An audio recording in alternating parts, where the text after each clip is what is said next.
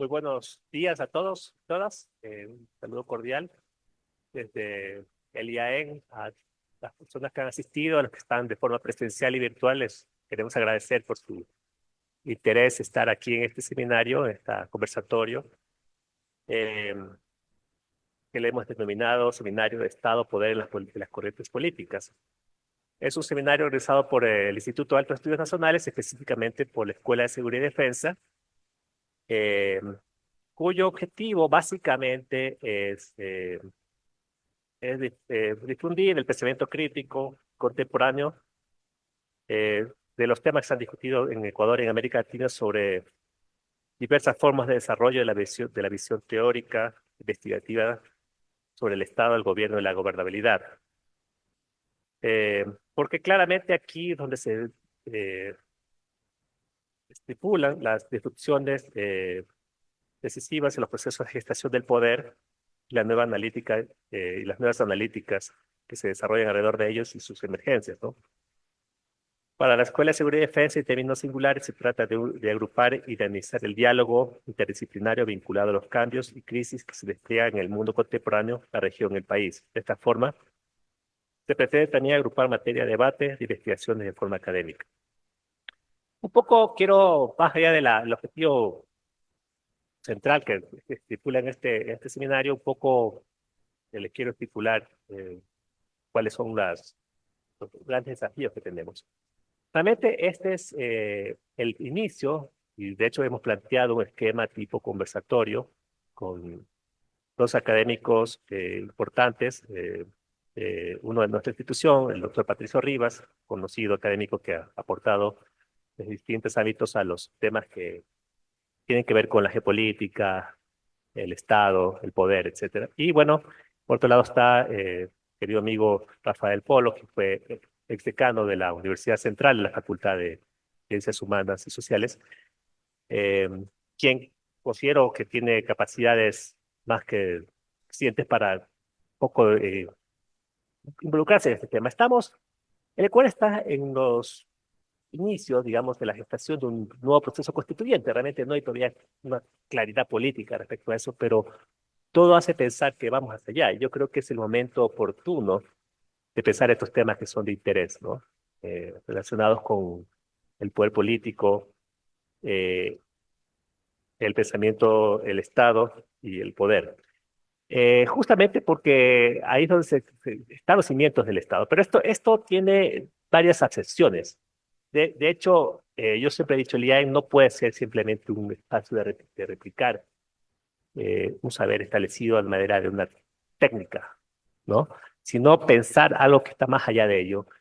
Y justamente este momento de la sociedad ecuatoriana es donde tenemos la oportunidad de debatir esto. Por eso es que el IAEN ha diseñado este conversatorio como un espacio introductorio, de debate introductorio, pero realmente no se va a agotar en ello. Realmente este espacio que se llama Estado, Poder en las Corrientes Políticas eh, está pensado en hacer 10 conversatorios más sobre estos temas. Este es el seminario introductorio. En estos meses, en los que vienen, vamos a realizar los siguientes. El primero está pensado con una ponencia general y el desafío es qué es pensar la política, el problema del poder del Estado, de una manera general. El panel 2 que será realizado también a finales de este mes, cual estarán ustedes informados, vamos a pensar sobre el desarrollo del Estado liberal, ¿sí? Eh, el desarrollo de estos paneles un poco está pensado en analizar los distintos momentos, distintas visiones que ha tenido el Estado desde el pensamiento de las ciencias sociales, de la ciencia política. Eh, el segundo es sobre el tema de la racionalidad weberiana y el impulso, ¿no? El impulso weberiano, como le ha llamado aquí uno que organiza el taller. El tercero sobre el poder, es la geopolítica, desde la visión de Schmidt y Clausewitz. Como pueden ver, son distintas visiones, muchos de esos marcados autores relevantes, ¿no? Que han pensado el problema del poder, el Estado y la política. El cuarto panel, el Estado marxista, que es una visión de Estado que se tiene también, ¿no? La discusión sobre ello. Se ha denominado el Estado, el poder del Estado desde la perspectiva marxista.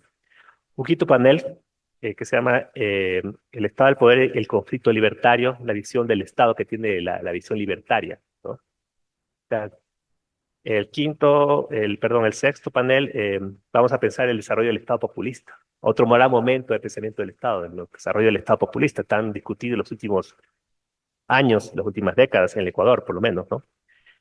El séptimo, vamos a pensar el desarrollismo, el Estado desarrollista, y la visión es el modelo de Estado neoliberal, ¿sí? Los sesgos latinoamericanos empiezan la política, el desarrollo y la modernidad. El octavo es la racionalidad crítica del Estado y la nación y la libertad política. Vamos a pensar el concepto de libertad política, cómo se ha ido matizando desde distintas opciones el tema de la libertad política. La novena, vamos a analizar el Estado desde la perspectiva de Michel Foucault, otra visión importante, otro momento importante de pensar el poder, el Estado el Estado y el poder, ¿no? Y la política, perdón. La 10, la visión del feminismo, el poder y el Estado, también otro momento importante. Y cerraremos con el panel 11, esperemos terminar todo hasta el mes de noviembre, creo que, ¿no? La nueva derecha, el Estado y el sentido común, ¿sí? El sentido de lo común, perdón. Como ustedes pueden ver, son 12 paneles al final. Este es el primero, que es una visión más general, eh, que un poco nos va a poner a discutir sobre las distintas visiones que hay alrededor del problema del Estado, del poder y la política. Y ese creo que es el trasfondo. Y creo que será un insumo importante. Esto va a ser difundido también, no solamente virtualmente, también lo va a ser videos que van a ser colgados a través de una plataforma especializada que vamos a generar para que la gente pueda acceder a estos debates, a renovar debates alrededor de estos temas. Y como le digo, estamos en un contexto de constituyente, me parece que este seminario se inscribe en esta lógica y la Escuela de Seguridad y Defensa, en función de esa necesidad, este contexto, hemos creído pertinente realizar este tipo de detalles. No me he presentado, mi nombre es Daniel Pontón, las personas que me conocen, bueno, ahorita, y los que no me conocen, bueno, soy actualmente decano de la Escuela de Seguridad y Defensa.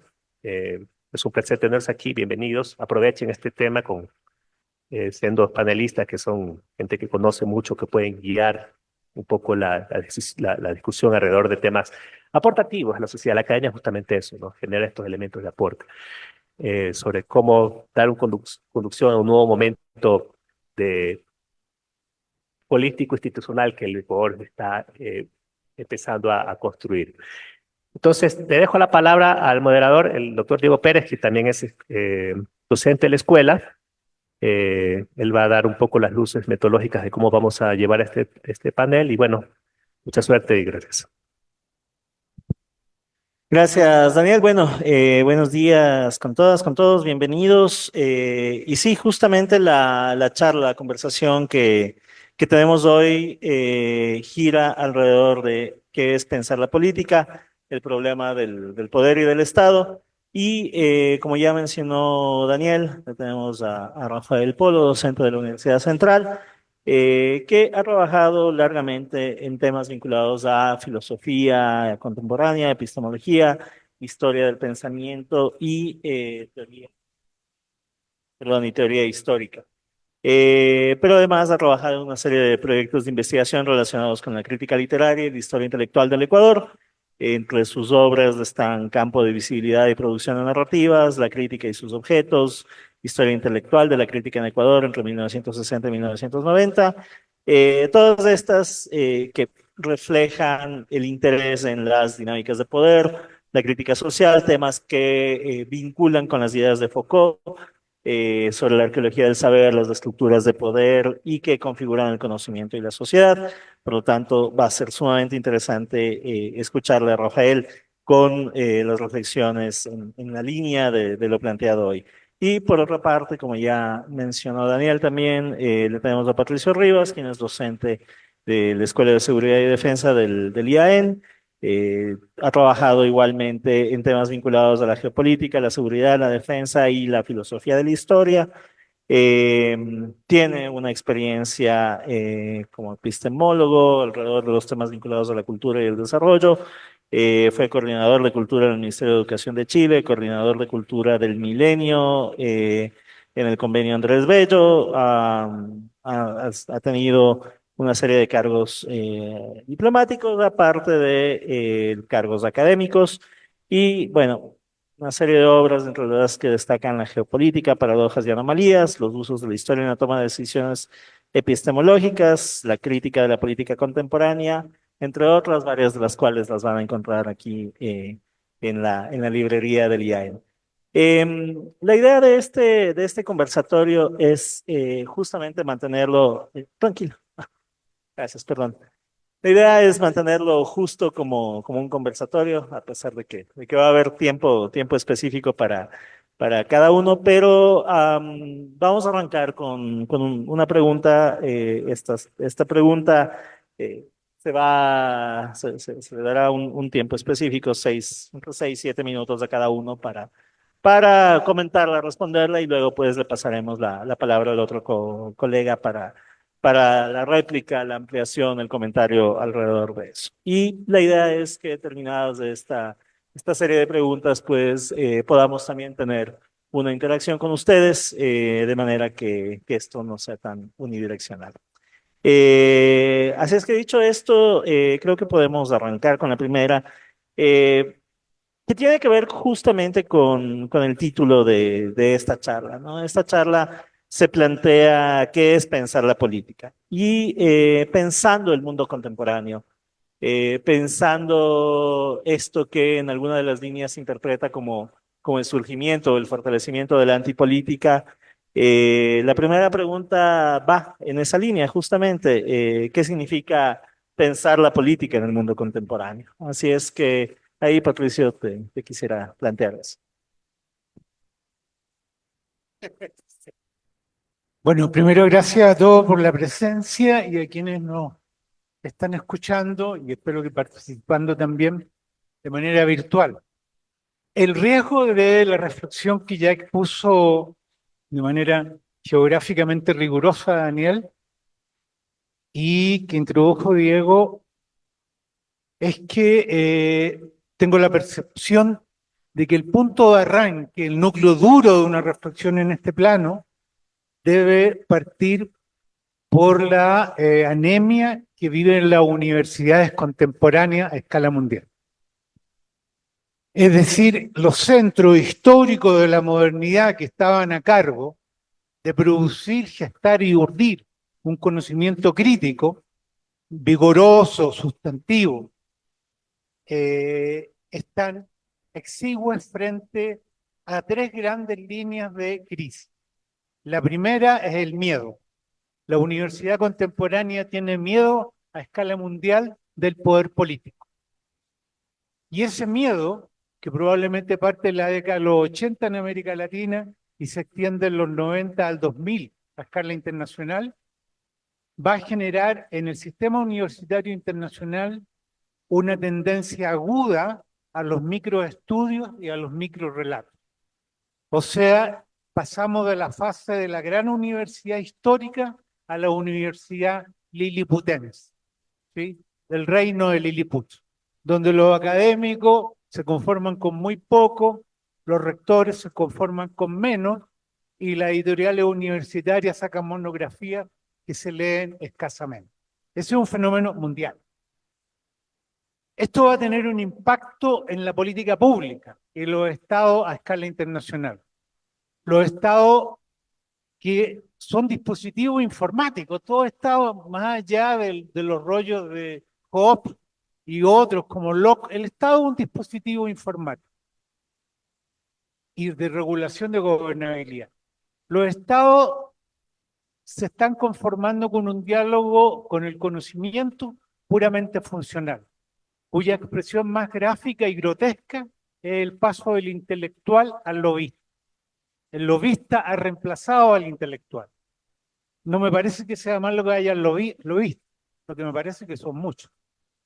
Y esa singularidad del lobista, como el intelectual orgánico del capitalismo en su fase estúpida, esa singularidad tiene otras repercusiones, en las cuales las políticas públicas son de corto aliento, de poco debate democrático, no son las grandes empresas del ciclo del desarrollo, ni a escala mundial ni en América Latina.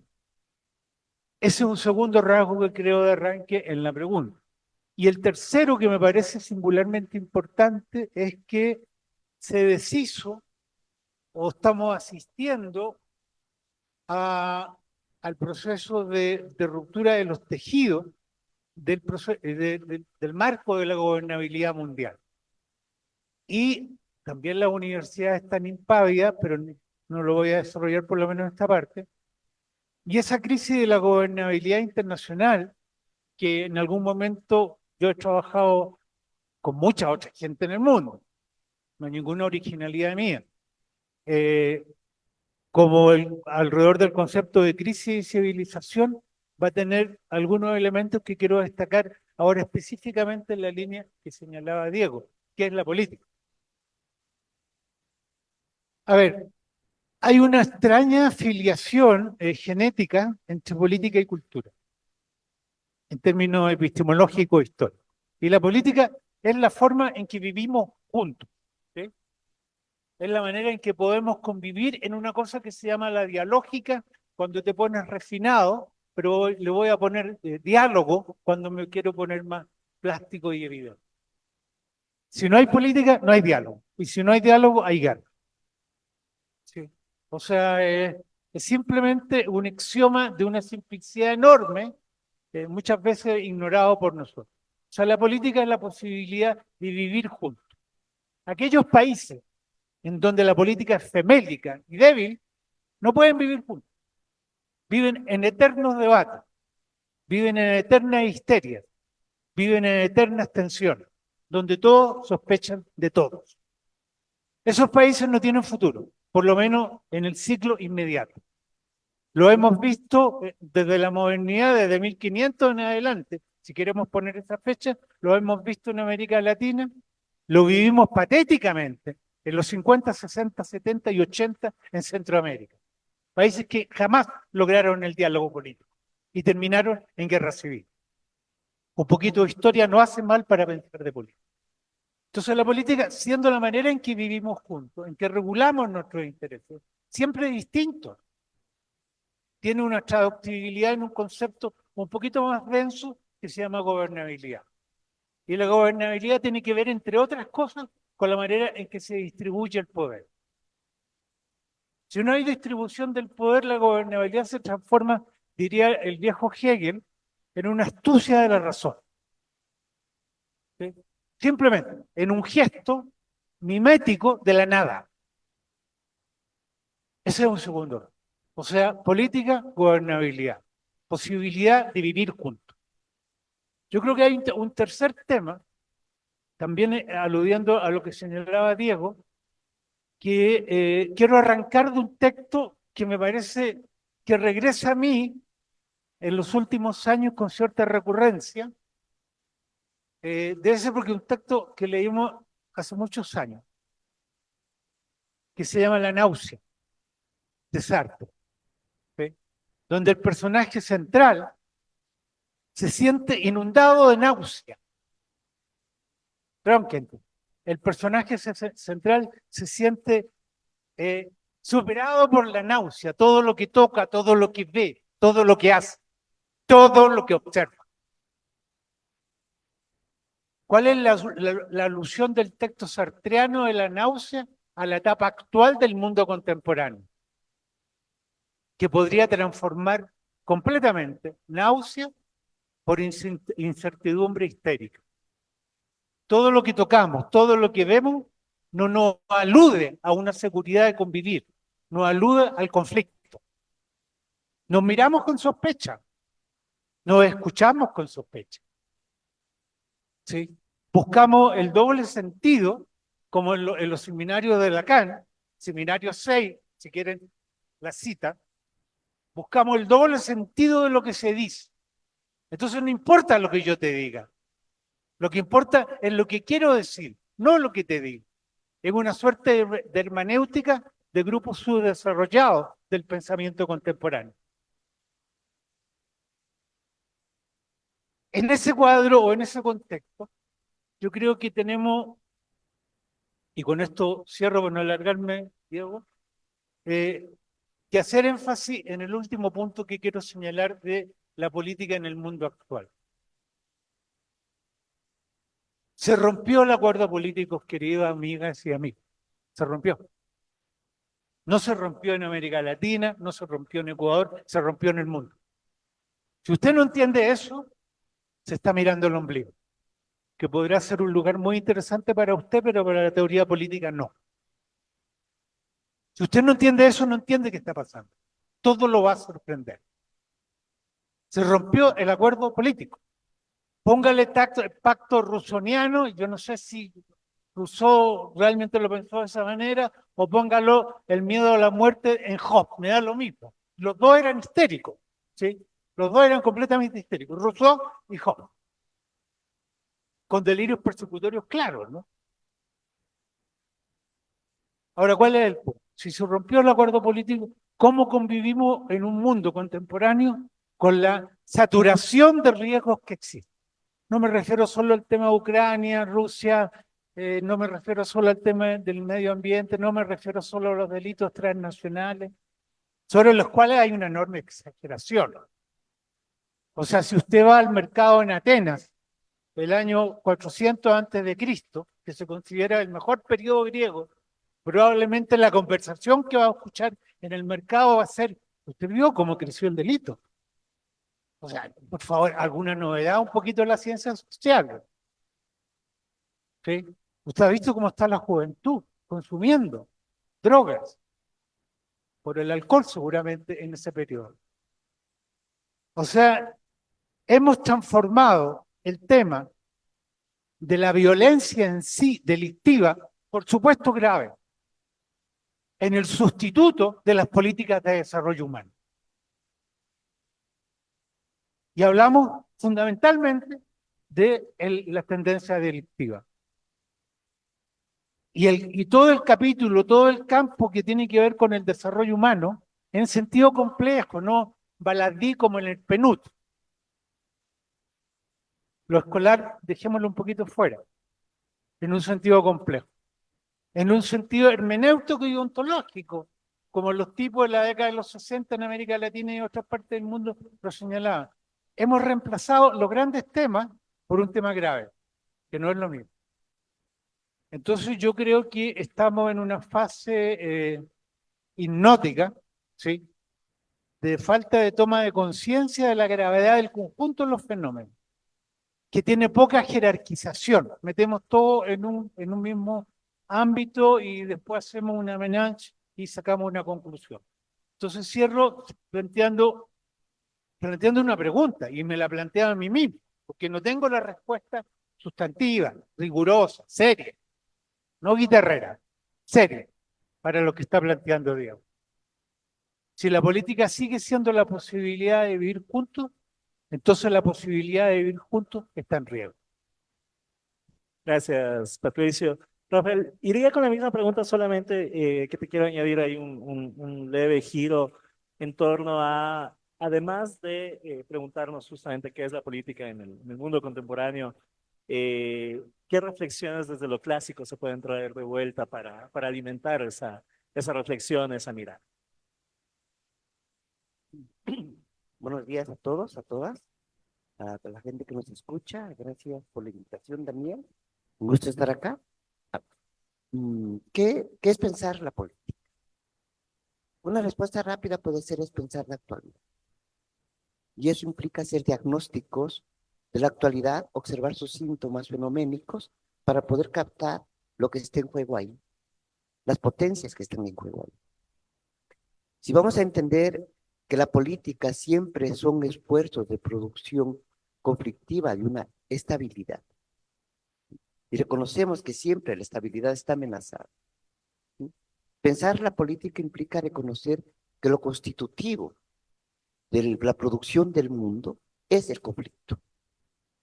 Si la política es producción de un mundo de vida, de una forma de vida, esta está atravesada permanentemente por el litigio. No hay solamente una forma de vida, hay distintas formas de vida que se disputan la dirección total de la sociedad. Y eso lo pueden ustedes encontrar en todos los autores, en Platón, en Hobbes, en Rancière, en Zizek, ¿sí? O en autores latinoamericanos como Bolívar Echeverría. Está presente esta idea, ¿no? La compleja producción de un orden a través del conflicto. ¿Pero esto qué significa hoy? ¿Qué es un conflicto? Además ¿de qué hay conflicto? Primero, hay conflicto de la forma de las instituciones, del papel de la norma en la producción de la vida cotidiana, del papel del derecho en la regulación de los comportamientos colectivos, el papel de las universidades en la inteligibilidad de lo social, de lo político, el papel y la producción de los sujetos en el mundo de la cultura, pero fundamentalmente en el mundo de la política. Y esto nos lleva necesariamente a hacernos una pregunta: ¿desde dónde estamos pensando la política hoy? Quisiera un poco acompañar las reflexiones que hacía Patricio respecto a la universidad. La universidad tal y como la conocemos está desapareciendo. La imagen de una universidad como lugar del debate público de los problemas del Estado y como el único lugar donde se puede enfrentar desde el conocimiento y la verdad lo que pasa en el Estado, en la sociedad, está desapareciendo. Y está desapareciendo por dos grandes fuerzas. Uno, una forma de privatización del conocimiento ligado a los famosos artículos indexados.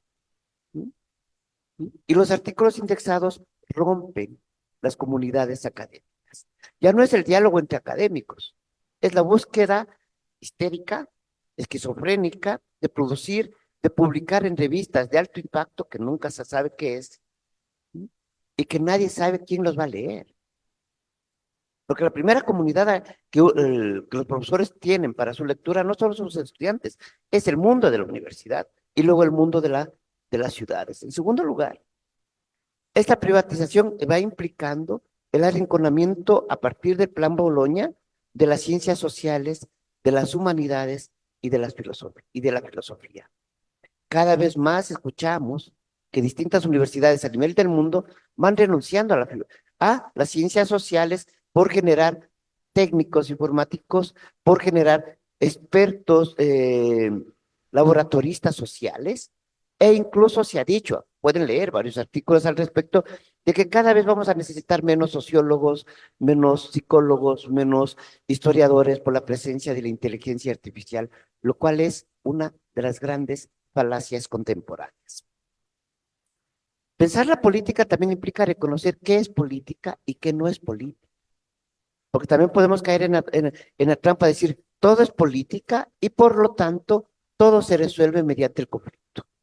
Y ahí tenemos que ir a la ayuda de los clásicos. Los clásicos establecían con claridad, ¿sí? Estoy pensando en Aristóteles, lo que es el gobierno de la casa y lo que es el gobierno de la ciudad. La política tenía que ver con el gobierno de la ciudad, con la discusión pública de hacia dónde dirigirse, lo cual implicaba también efectos en el gobierno de la casa, pero que no necesariamente estaba atravesado por la lógica estatal. Si ustedes leen en Hobbes, encuentran lo mismo, algo parecido. Se encuentran en Hegel, Hegel va a establecer, a ver, si hacemos un rápido recorrido, dos cosas. Primero, la universidad se funda más o menos en el siglo XIII-XIV como un espacio de reflexión del conocimiento. No es posible imaginar la modernidad sin las universidades. La crisis de la universidad también implica la crisis de la modernidad como proyecto civilizatorio. Y la universidad, por principio, fue el lugar donde se discutía lo universal, la diversidad de lo universal, ¿sí? Y cuando decimos discutir, es preguntarnos por los principios de las verdades, es preguntarnos por los fundamentos de las verdades. Y eso hacía que la universidad sea un espacio polémico, antagónico, conflictivo, de sectas, de grupos enfrentados, como lo es hasta hoy en ciertos lugares. Pero también fue el espacio de la construcción de la voluntad política moderna del Estado. Las grandes discusiones del siglo XVI y XVII se llevan a cabo en espacios académicos y se llevan a cabo en los espacios públicos, fundamentalmente en bares, en lugares de reuniones, ¿sí? ¿Y qué se está discutiendo ahí? ¿Cómo producir un mundo? ¿Cómo creer ese mundo? Entonces, la primera idea que surge en el siglo XVI, XVII es cómo salir de la imagen de que somos criaturas a la imagen de que somos sujetos políticos. Y la primera idea va a ser el contrato social. El contrato social se presenta como una resolución política a un conflicto ontológico. ¿Hacia dónde vamos? ¿No? Venimos de la naturaleza y vamos hacia la política.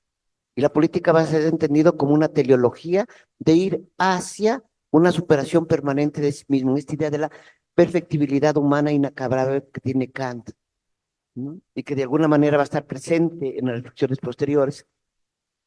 Ese modelo sí va a ser sustituido en el siglo XIX fundamentalmente por el modelo de Hegel, ¿sí? Pero Hegel va a pensar ya el Estado nacional, va a pensar la razón del Estado, el sujeto estatal y el discurso del Estado, y la contraposición que algunos autores manejan hasta el día de hoy entre sociedad política y sociedad civil.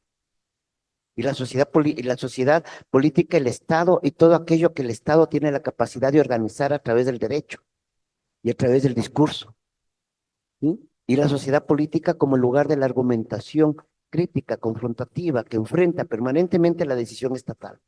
Eso está en Hegel, eso está en Marx, eso está en Gramsci, ¿sí? Y en la actualidad, desde hace unos 40, 50 años más o menos, viene surgiendo una nueva necesidad de leer la política desde la contraposición entre lo político y la política. Y esto supone un nuevo esfuerzo de encontrar que la política tiene que ver con la acción de producir destino, la acción de producir pues, comunidades, la acción de construir un nosotros, o como se dice desde ciertos discursos que no son todos progresistas, ¿sí? La necesidad de construir lo común.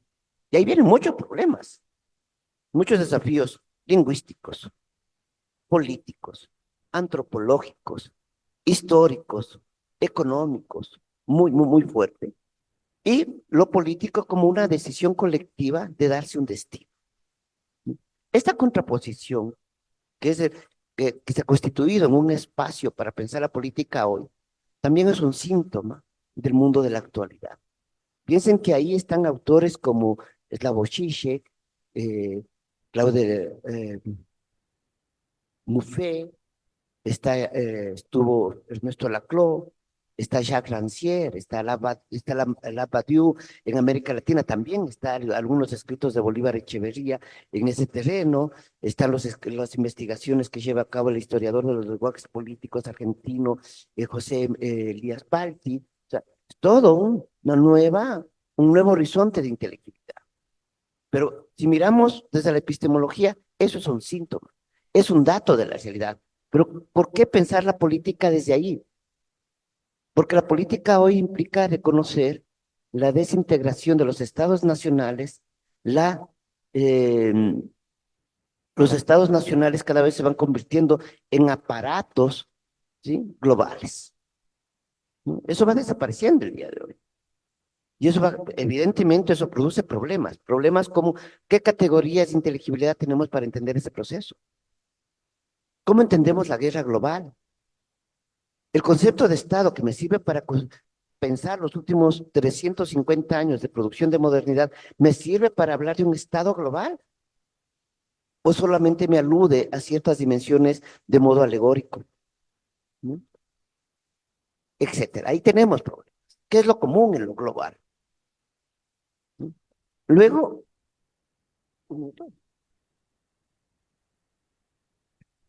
bueno, lo segundo, uno de los otros síntomas también señalados por Patricio, y ahí coincidimos, tiene que ver con el predominio de la incertidumbre como componente de los procesos sociales. Ahora, el concepto de incertidumbre es un concepto que viene de la física y que ha sido trasladado en los últimos 20 años al campo de lo social. ¿Por qué se da ese traslado? Porque se reconoce de que no hay teleología histórica, de que no tenemos inscrito un destino, un lugar a donde llegar, como lo estaba hasta la década de los 90. Bien o mal, se hablaba de el fin de la historia como el triunfo de la democracia liberal o el triunfo de las sociedades comunistas. Eso se cayó. Debe empezar a predominar un realismo político pragmático ligado al proceso de la reproducción y ampliación del capital, que niega la necesidad de la utopía. Y sin embargo, es necesario la utopía como un componente de la proyección humana. Este síntoma, ¿no?, se muestra también en que en los últimos 20 años ha aparecido con mucha fuerza ¿sí? El discurso de la filosofía política. ¿Sí? La filosofía política como un espacio de reconstituir una discusión alrededor de lo que es política y de lo que no es política, de lo que es la teoría política y de lo que no es la teoría política, ¿sí? Y también ligado a una idea que la tomo de Hannah Arendt, pero que la repite autores como Rancière, por ejemplo, no siempre hay política. Lo que triunfa de modo general cuando se tiene un Estado es la burocracia. Y desde ahí podemos ver procesos aparentemente de significaciones políticas como las elecciones como un juego de la burocracia, ¿no? Como un autoafirmarse del Estado sobre sí mismo, ¿no?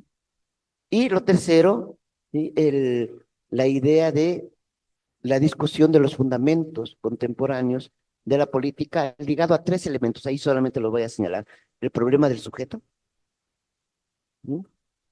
El problema del futuro y el problema de la conducción de la actualidad. ¿Sí? Dejo así abierto porque creo que es importante que discutamos estos temas. ¿Cuándo se vuelve importante discutir y pensar la política? ¿Sí? Cuando estamos repitiendo, cuando estamos en un momento de repetición de eventos. Ujú. Gracias, Rafael. Y te voy a devolver la palabra en el mismo acto solamente porque tú terminas mencionando justamente este problema del sujeto, el futuro y la conducción de la realidad. Que yo para la siguiente pregunta había planteado más bien justamente la discusión del vínculo entre poder en abstracto traducido en el estado contemporáneo, ¿no? Este estado que justamente como mencionabas, se está transformando en algo más, en algo distinto de aquello que la teoría clásica del Estado nos habla. eh, y en ese contexto parecería que la sociedad comienza a perder un sentido de existir, ¿no? Entonces ahí te devuelvo la pregunta, o más bien te devuelvo el espacio para reflexionar en esa línea de esta tríada Estado, poder y sociedad, o Estado, poder e individuo. A ver, hagamos una constatación que no es mía, la tomo de autores tan distintos en términos de filosofía política como Eugenio Trías o Rafael Argullol, que trabaja temas de la tragedia, o autores que describen con mucha fuerza como la vida contemporánea en su ligereza, como Lipovetsky, y al mismo tiempo autores tan fuertes como Alan Badiou. A ver, ¿qué pasa con el sujeto? Partamos de una evidencia empírica. Hoy vivimos en el mundo de individuos cápsulas aislados. En el siglo XIX lo que aparece es la multitud. Y uno de los grandes problemas políticos es qué hacemos con la multitud en las ciudades. Surge la idea de los partidos, surge la idea de los sindicatos, surge la idea de las mutualistas, surge la idea de la conducción estatal de esas masas alrededor del proceso productivo y sobre todo alrededor del proceso de la reproducción cotidiana.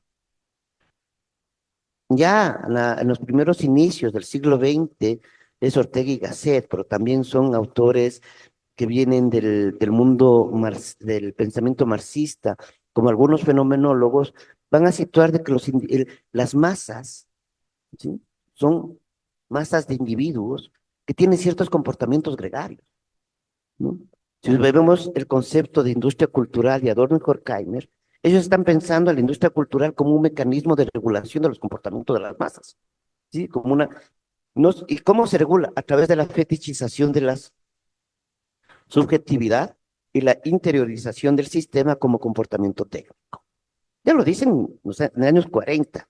¿Qué es lo que va a suceder en el mundo? Y las masas están en la calle se convierte en el lugar de la política, no como diálogo, sino como confrontación.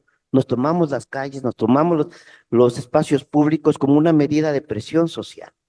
Esto en la década de los 90 al 2020 va a ir desapareciendo paulatinamente.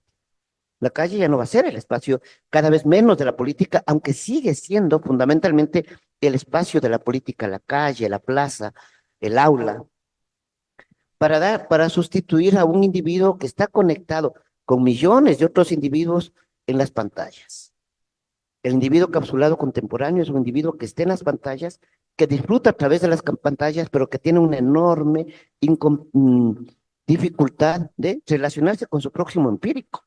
Se relaciona con su prójimo virtual. Zizek dice de alguna manera, el prójimo virtual es el que no amenaza y el prójimo empírico es aquel que me puede asesinar.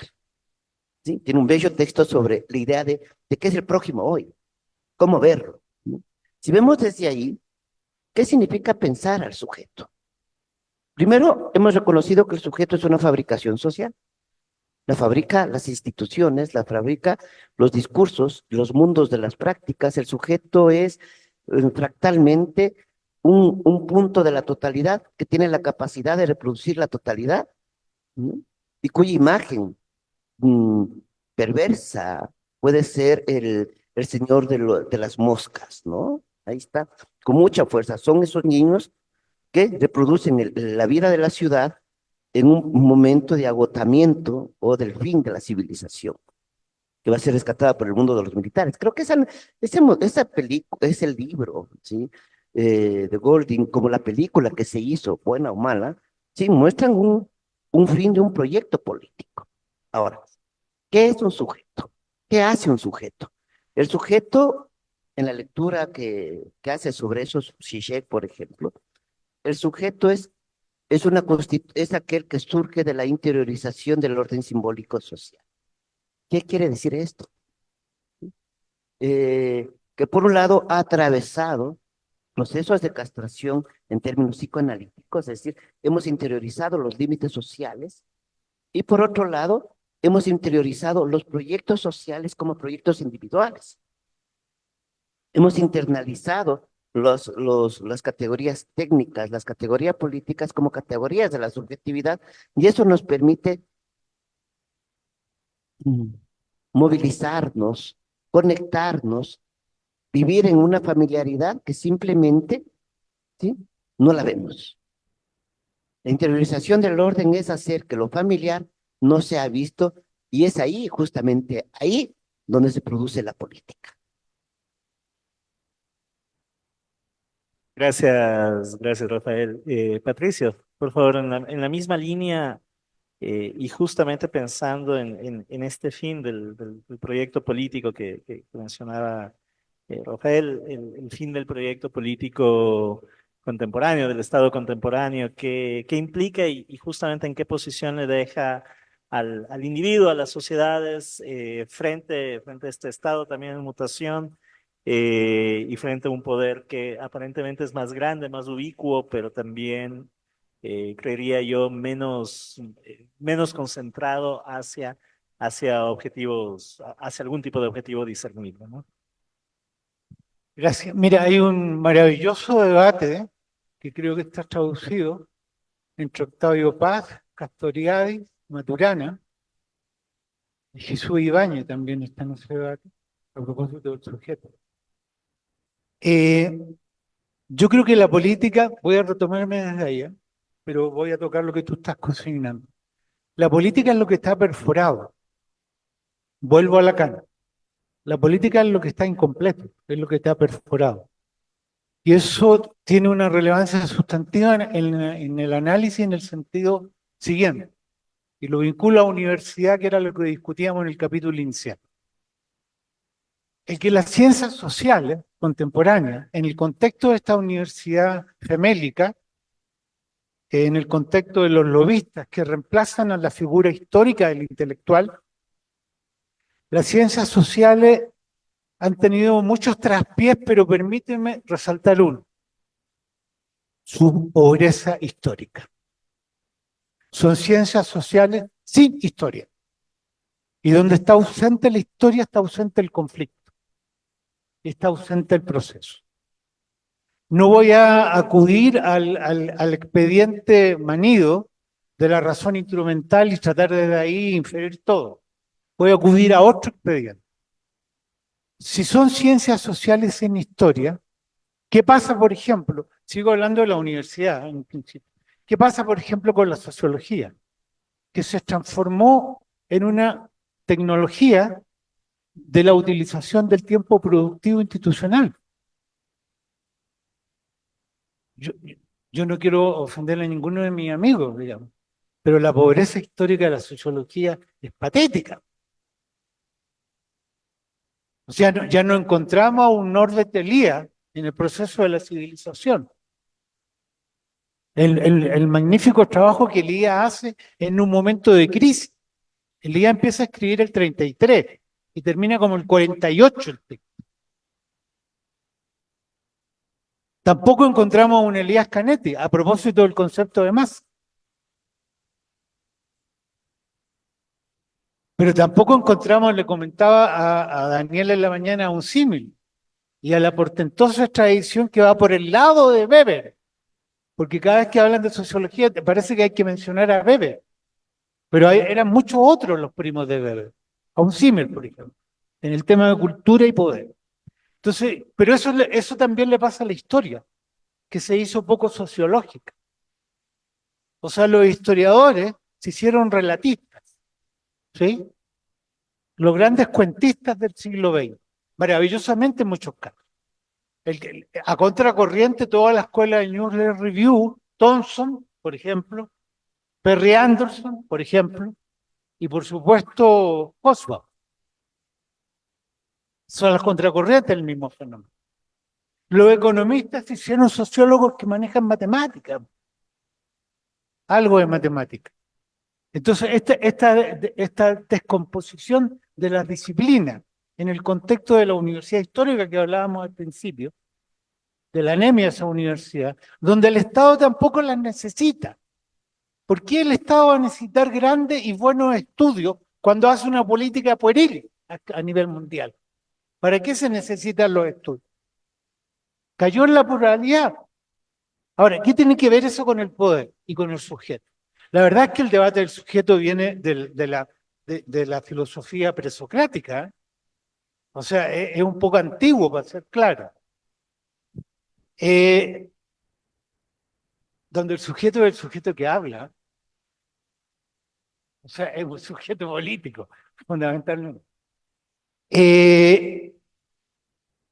Yo creo que aquí hay tres vueltas de tuerca que yo enfatizaría de alguna manera. Una es en lo que estamos platicando, que también señalaba Polo de alguna manera. Una es, mira, olvidémonos del Estado y hablemos del poder. O sea, pasemos del poder del Estado al Estado del poder, porque si no estamos discutiendo un fetiche, ¿entiendes? Estamos discutiendo una institucionalidad, una figura totémica. Pasemos del poder del Estado al Estado del poder. O sea, volvamos un poquito a la sociología clásica y entendamos el dispositivo llamado el Estado como un modelo estratégico de dominación de los cuerpos y de extracción de la energía de los cuerpos. Porque al final, si hablamos del poder, hablamos de la energía de los cuerpos. No hablamos de su figura, ¿sí?, de sujeto institucionalizado, sino de la energía del cuerpo. Eso no está en Foucault, está en Canetti. Voy a hacer tres giros y voy a sacar la conclusión que eso es lo primero. O sea, el Estado-Nación es una cosa muy reciente, es un recién llegado a la historia, siglo XIX, ¿sí? Antes no eran Estados-Nación.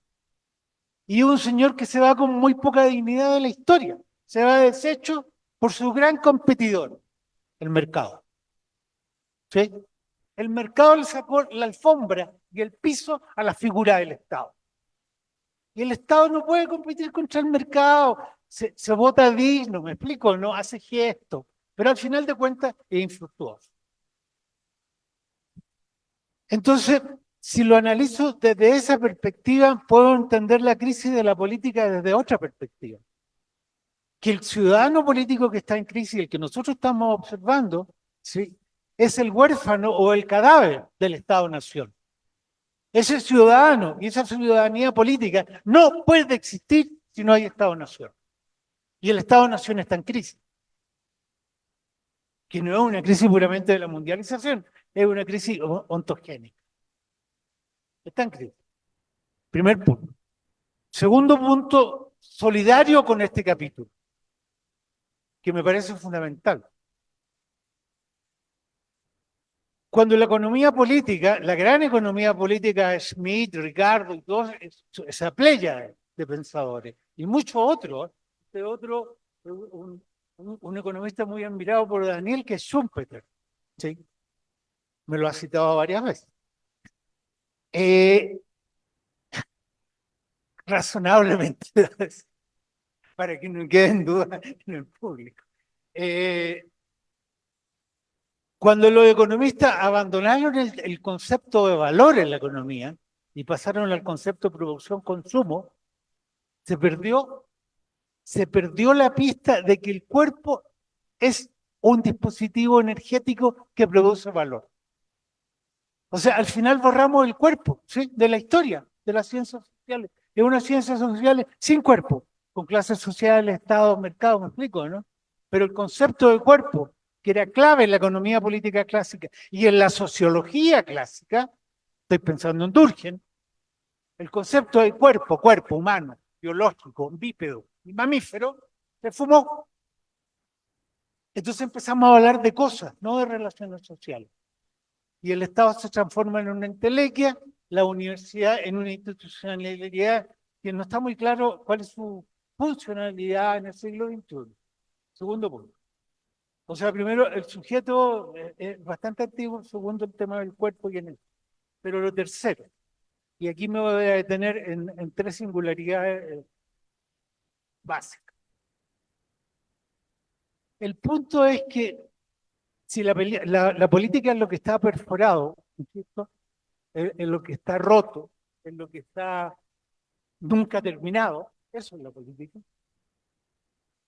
Si la política es ese conjunto bastante complejo, que tenía una serie de soportes que le permitían ser y hacer política, donde el tema de la gobernabilidad sobre la vida era un tema fundamental, un tema biopolítico. El concepto de biopolítica realmente nace en el siglo IX, lo decía ayer, después de un descubrimiento de Daniel. Si la política es todo eso,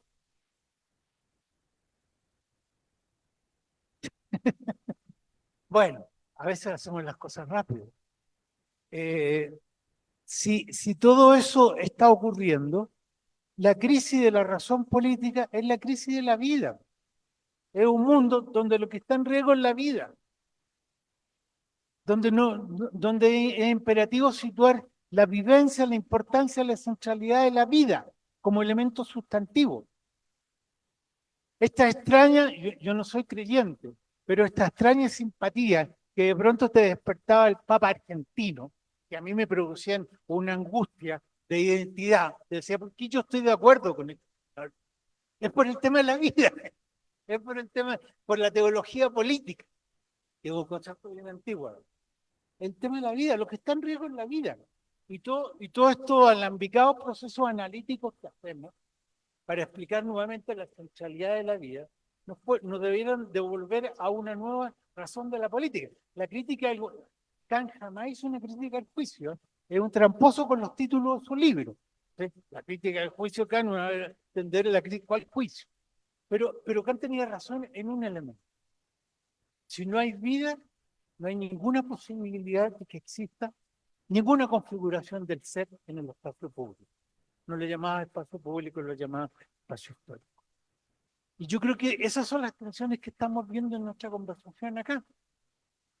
Ahora, cierro con esto para que no. El tema es que la universidad dejó de ser el centro donde esto se discute.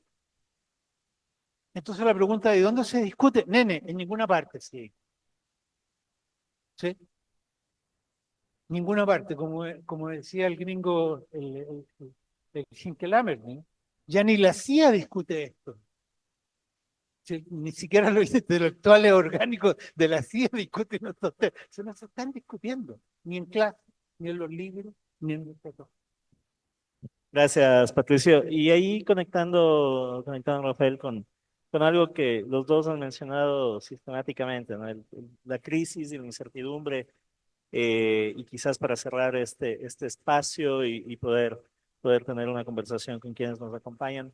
La pregunta que me surge es cómo enfrentar desde la política lo que quiera que sea la política, la crisis, esta sucesión de crisis que nos trae el mundo contemporáneo, cómo los individuos, cómo las sociedades pueden insertarse en ese proceso de lidiar con la crisis y con la incertidumbre. Primero quisiera situar un desacuerdo que tengo con Patricia. Creo que sí hay que ver lo que ha pasado con las ciencias y lo que ha pasado con las ciencias sociales en los últimos 2 siglos, porque afirmar como son ciencias sociales sin historia es desconectarnos sobre el papel que jugaron como un lugar de la autoconciencia de los estados. Es un sitio donde podemos citar a cualquier sociólogo, ¿no?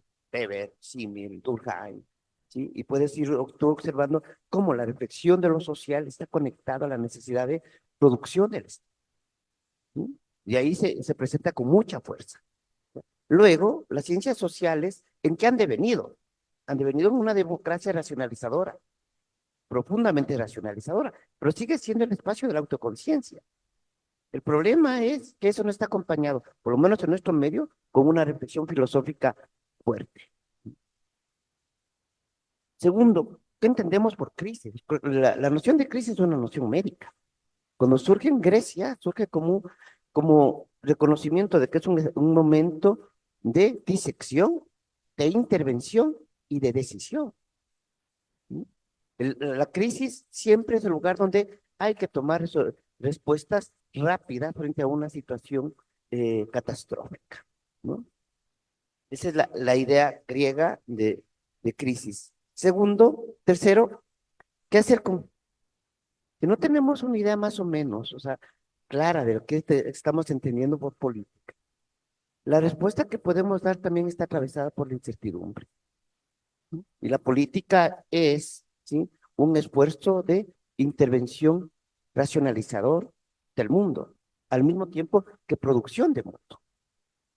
No, la política no solamente tiene que ver con la producción de un espacio, es la producción de un mundo, es decir, una forma de vida, y está directamente conectada con la vida. No es casual que en los últimos 40 años el concepto de biopolítica elaborado por Foucault en la década de los 70 se ha convertido en un espacio de disputa teórica, de disputa política, ¿sí?, para hablar sobre los cuerpos, para hablar sobre los principios de lo viviente, para hablar sobre las especies, para hablar incluso de la crisis climática, ¿sí? O sea, lo biopolítico ahí como administración de poblaciones y como administración de lo viviente, ¿sí? Y eso, ¿cuál es el espacio donde se lleva a cabo esas discusiones? Inicialmente en las universidades, ¿sí? Y luego en la elaboración de las políticas públicas. Hoy que eso haya devenido en una receta instrumental es otra cosa, es otro tipo de historia que es necesario mostrar. Y segundo, ¿cómo opera ahí el poder? O sea, hay ciertos problemas que tienen 2000, 3000 años de historia, que están ahí presentes de modo permanente. Pero claro, ¿qué estamos entendiendo por poder? Si lo vemos con poder, con P mayúscula, lo vemos el poder identificado con lo jurídico y lo estatal. Si lo vemos el poder con P minúscula, lo vemos como una relación de fuerza que se configura a través de escenarios estratégicos de reproducción. Y evidentemente eso sitúa una distinción, por lo menos en el mundo actual, entre lo que son las teorías contractualistas y lo que son las teorías postfundacionalistas, necesarias e importantes. Y esto nos lleva a una tercera reflexión con lo que yo empecé para decir, si la política es una preocupación por la actualidad, nosotros cuando preguntamos por la actualidad, siempre estamos en una relación intempestiva. No, o sea, la vivencia, estamos actualizados vivencialmente, existencialmente, con la actualidad. Ya, porque nos produzca horror, temor, miedo, entusiasmo, ¿sí? Pero reflexivamente siempre llegamos un poco tarde a observar la actualidad. Y la podemos observar a través de los síntomas. Si no, siempre estuviéramos permanentemente repitiendo de modo mecánico iterativo nuestro sostén con el mundo. Y esto es todo lo contrario, ¿no? Vivimos cotidianamente en el mundo, pero cuando lo pensamos, tenemos necesariamente que vernos como intempestivos, como que haciendo una pregunta que viene de lejos, ¿sí?, y que ocasiona un detenerse, un desituarse, un demarcarse. Necesito deslocalizarme para pensar, ¿no?, en la actualidad. Caso contrario, estoy repitiendo el juego que está instaurado. ¿Sí? O sea, cuando observamos al sujeto neoliberal, estamos observando a un sujeto que está empeñado en el emprendimiento, en hacerse a sí mismo, en darse belleza, etcétera. Pero cuando se reflexiona ese sujeto, se da cuenta que esto que ha estado haciendo, ¿sí?, simplemente no es donde está. ¿Sí? ¿Cómo resolver eso? La pregunta es, ¿cómo pensar hoy la política? Implica pensar la actualidad de los movimientos sociales. Ya filósofos como Rancière sospechaban los movimientos sociales que tuvieron su momento crítico, disruptivo, profundamente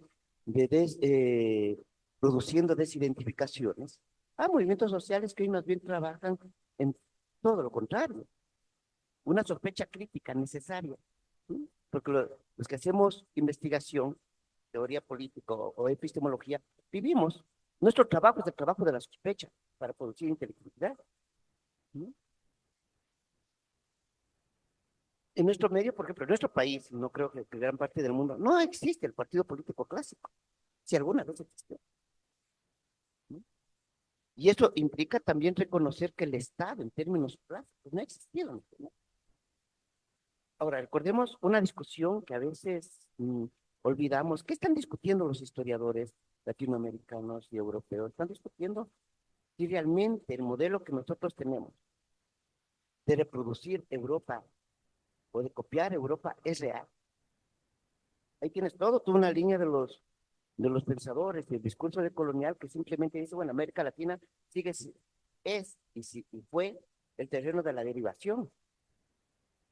Y eso es dejar de ver que América Latina fue el lugar de la mezcla, de la contaminación, de la reinvención. Hay una bella idea tomada, por un lado, de Gerardo Mosquera, un crítico cubano, y por otro lado de Nelly Richard.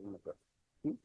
Nosotros, en el siglo XVI, XVII, decidimos inventar Europa en América, no fuimos, porque tuvimos un personaje que no había en Europa en ese momento, y que empezaba a surgir en las ciudades de las minas. Piensen en todo lo que fue Potosí. Potosí como un laboratorio de ingeniería, un laboratorio matemático, pero también un laboratorio social. En Potosí había chinos, japoneses, europeos, norafricanos, latinoamericanos, decimos ahora, de todo lado. Es una ciudad, unas mezclas enormes. Y últimamente los historiadores van descubriendo ahí, ¿sí?, modelos de ingeniería que no estaban sucediendo en Europa. Estoy pensando en historiadores como Jorge Cañizares Cercera, por ejemplo, y otros que vienen haciendo una serie de investigaciones con mucha fuerza sobre ese periodo. Entonces, necesitamos, para pensar la política, el conocimiento histórico. Para pensar la política, el conocimiento sociológico, ¿sí? Más allá de la ficción instrumental, meramente una ficción, de la interdisciplina. Porque la ciencia avanza mediante saltos transdisciplinarios, ¿no? Y sin estos conocimientos, no creo que podemos seguir jugando el juego jurídico administrativo del Estado, ¿no? Sí, la figura del Estado está deshecha, 2 siglos de existencia, en eso de acuerdo. Todo lo que le sustituye es el mercado y los gobiernos transnacionales. No solamente es el mercado, son los gobiernos transnacionales, son las grandes empresas transnacionales ahora que deciden gobernar en muchos sentidos, en base a puestos caprichos. Si vemos ahora el mundo en estos días, no es el mundo de hace 5 meses atrás. Y esto está ligado a una decisión, ¿sí?, a una decisión político-empresarial brutal, que puede llevarnos a una recesión económica sin precedentes. Gracias, Rafael. Patricia, en la misma línea. A ver, a mí me encanta que Polo defienda la sociología o a los sociólogos, que no sería lo mismo.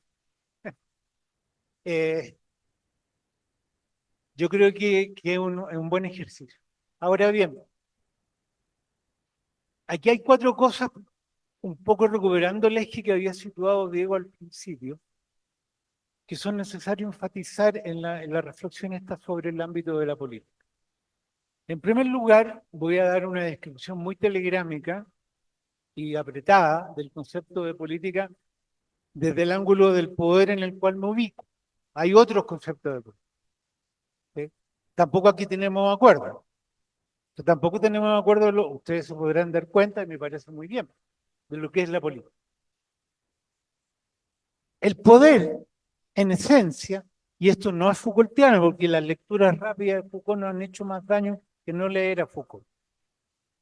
El poder es la expropiación material del poder biológico del cuerpo del otro. Eso es poder. El resto es político. El poder es la expropiación de la energía de los cuerpos. Ese es el eje fundamental sobre el cual se verifica y ejercita la noción de poder. La expropiación de la energía de los cuerpos. Por eso el poder enloquece, por eso el poder produce, por eso el poder revoluciona, por eso el poder ordena.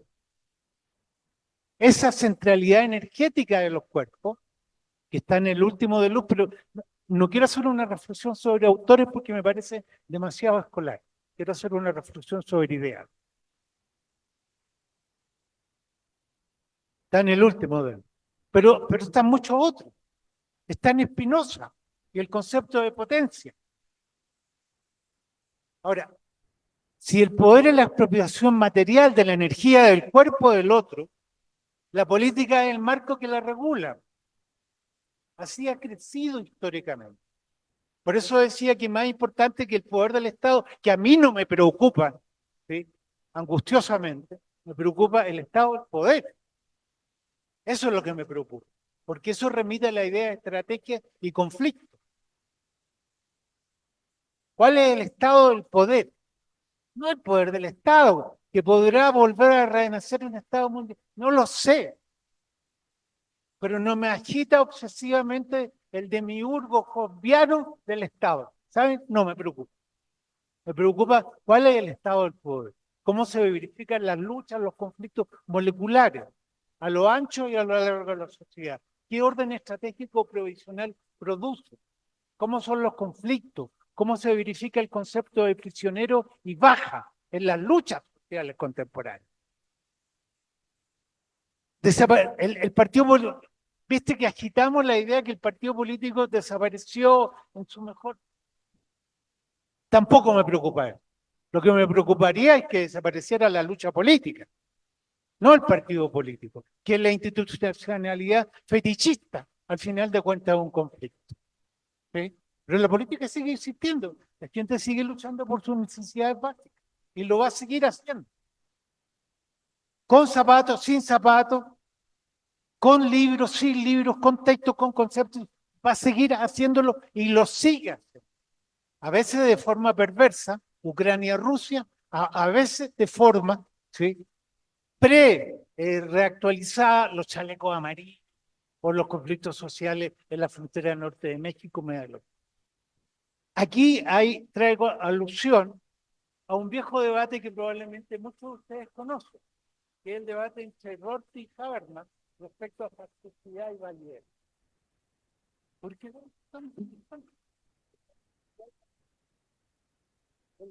es un debate famoso que son las ciencias sociales informadas a nivel internacional, donde el Habermas, con todo el background, una mezcla bien lograda entre Weber y Marx, plantea que la facticidad se va a verificar por el impacto, lo que es un análisis de pura consecuencia. Es como si dijera la política se produce cuando se producen efectos políticos. No, la política se produce cuando hay comunidad. Y eso está también en el espíritu. Y el Rorty, que no me simpatiza mucho, pero me parece agudo en ese punto, dice, mire, no, uno no anda midiendo efectos en las ciencias sociales. Uno anda midiendo la posibilidad de crear esos efectos. Cuando se juntan 4 personas para luchar por el salario, no han conseguido el salario. Están consiguiendo la posibilidad de actuar como sujeto. Esa es una discusión que uno sugiere una y otra vez, que yo creo que es inconclusa, tampoco voy a transformar en una figura emblemática de ese debate, pero me parece que entrega pie. Ahora, ¿dónde radica mi diferencia con Paul? Directamente. No en que Durkheim no supiera historia. ¿Sí? Algo habrá leído. ¿Sí? Particularmente si era francés. Leyó mal a Hegel, leyó mal a Hegel. Por lo menos la fenomenología, muy mal. Ni tampoco que, no sé, al final de cuentas, alguien como Rice Mill, que nos va a ayudar bastante a una conclusión que voy a sacar, no tuviera ningún conocimiento de los procesos históricos de la modernidad. Si no es eso, es cómo uno lo lee, con qué ojo uno lee. El problema no se leíste el texto, no. Si yo leo la historia, gran relato, la leo como una secuencia lógica de fenómenos, termino en una visión determinista, que resumidamente va a ser lo que ocurrió era lo que tenía que ocurrir. Era una fatalidad trágica y bastante básica. Pero lo que ocurrió a lo mejor no era lo que tenía que ocurrir. A lo mejor fueron hechos accidentales. A lo mejor si el jefe del ataque a Pearl Harbor no tenía brújula, le terminaba bombardeando otra flota. Entonces la historia no se define porque yo explico lo que tenía que ocurrir, sino porque yo entiendo las múltiples posibilidades de lo que pudo haber ocurrido. Y eso es un debate fundamental. Es un debate esencial, que está en Weber, pero no está en Durkheim. Y mucho menos en Pareto. Mucho menos. Me salto ahora en el tiempo. Este rollo entre Estado, mercado, que es infinito, ¿eh? Es infinito porque lo estamos discutiendo hace 25 años.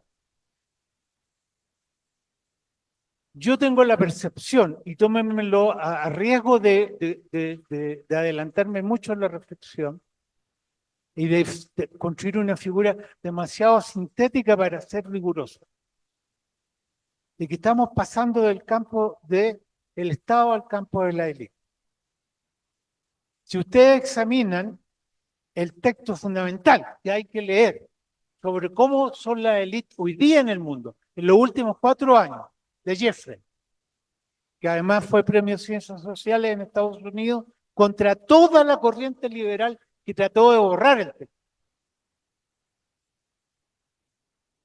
Si ustedes analizan el viejo concepto de élite que está en Mosca, también está en Pareto, en toda la sociología italiana, ¿no? Y que va a recoger Gramsci dándole una vuelta de tuerca. Yo creo que la construcción de una élite globalizada, élite, grupo oligárquico que se autodefiende y se reproduce a sí mismo, Pareto.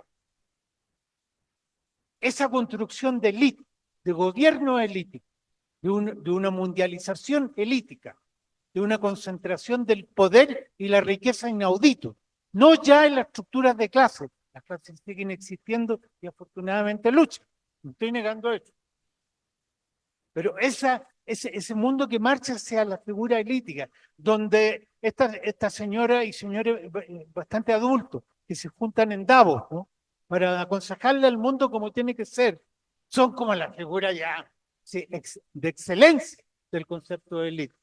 Nunca aciertan en nada, pero tienen un prestigio enorme. El grupo de Davos. El paso a la élite es un paso que está haciendo mutar al Estado Nacional, es un paso que está descontrolando, pero controlando estratégicamente el mercado. Trump no es ningún demente, no hay ningún demente. Ni Trump tampoco expresa una figura por fuera de la globalización, porque en este mismo lugar tuvimos un debate sobre si Trump era un gobierno de tipo nacionalista, globalista, frente a unos globalistas liberales, no libertarios. No, ambos son globalistas. Ambos son globalistas. O sea, Trump no está contra la globalización. esa figura, esto hecho con grupo, coagúlenlo ustedes alrededor del concepto de élite y de oligarquía. La crisis de la democracia, por bajar un nivel de abstracción, la crisis de la democracia es el auge de la élite. Y la élite se autodefiende, no necesitan, yo estoy de acuerdo contigo, no necesitan partidos políticos. Es la cosa más aburrida para alguien realmente elítico. Sí. La cosa más aburrida del mundo, ¿para qué quiere un partido político si hay élite? ¿Sí? Ese reemplazo, la figura condensada de la élite como sistema de gobierno, en mi opinión, constituye el riesgo más importante al sujeto, a la política y a la democracia en las circunstancias actuales. En todo el resto estamos de acuerdo. Muchas gracias.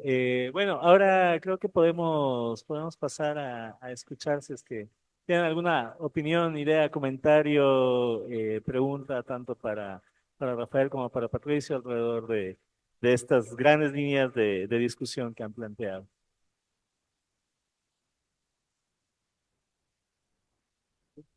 Dina, por favor. Ya,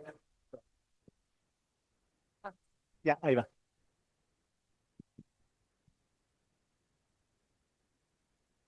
Sí, gracias. A ver, yo voy a hacer una pregunta desde mis inquietudes o desde mis necesidades de discutir la política. En primer lugar, creo que este evento es fundamental, sobre todo en los tiempos que corren, porque como ustedes mismos han sostenido, la discusión de la política prácticamente no existe por lo menos en el foro académico, y en el foro político prácticamente es una defensa de posiciones y nada más, ¿no? Y creo que el espacio universitario es un espacio que no puede dejar de discutir la política, ¿no? Una de las cosas que se ha dicho aquí es que la política crea sujetos, ¿no? Y yo en mi pregunta digo, voy a hacerlo desde mis necesidades de conocimiento que son desde el derecho, es decir, que son necesidades normativas, ¿no? Es decir, pienso en la política desde algo que instituye algo, ¿no? Eh, entonces, en ese sentido, si es que se plantea que la política crea sujetos, para mí crea también sociedades, ¿no es cierto? ¿No? Entonces, una política será la que, o un estilo de política, o un tipo de política, o una modalidad de política será la que funciona y sostiene, por ejemplo, la monarquía. Otra distinta, ¿no? Será la que sostiene el Estado de Derecho, aunque a Patricio no le guste, no quiere entrar en la discusión institucional de la política, ¿no? Pero entonces, si es que es así, ¿no? ¿Qué tipo de política es la que se va a instituir o que se percibe que puede estar instituyéndose ahora que está cambiando la sociedad, ¿no? Y que está creando, o como se ha dicho aquí también, una sociedad con unas características específicas, por ejemplo, este poder globalizado, este juego de poder que tenemos en este momento, esta economía especulativa que se está instalando, este estado corporativo que se está instalando. ¿Qué tipo de política se instituye en un tipo de estado de esa naturaleza?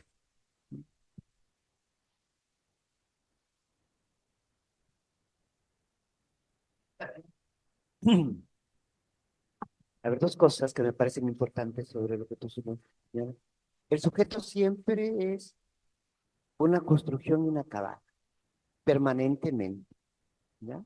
Y el lugar fundamental de la producción del sujeto tiene que ver con la producción del trabajador o del profesional del saber o del técnico, y cómo ahí incorpora como visión profesional lo legítimo. A ver, ¿qué quiero decir esto? ¿Qué pasa con las universidades? ¿Sí?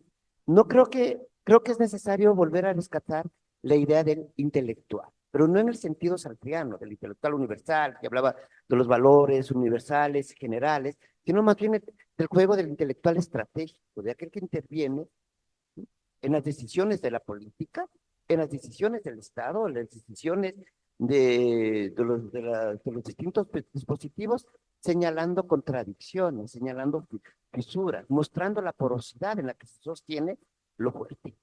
Yo creo que es necesario esa figura que no es el experto. El experto es un trabajador técnico, finalmente, y el lobista es, bueno, es el que negocia con todo esto. Más bien, cuando decimos que el intelectual estratégico es necesario rescatarlo, el espacio donde podemos rescatar a ese intelectual estratégico es la universidad.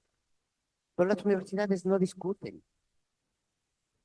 Una forma, y lo decía al inicio, de romper con el debate público que es la vida universitaria fue la generación del capitalismo cognitivo con la producción histérica, obsesiva, de los artículos indexados.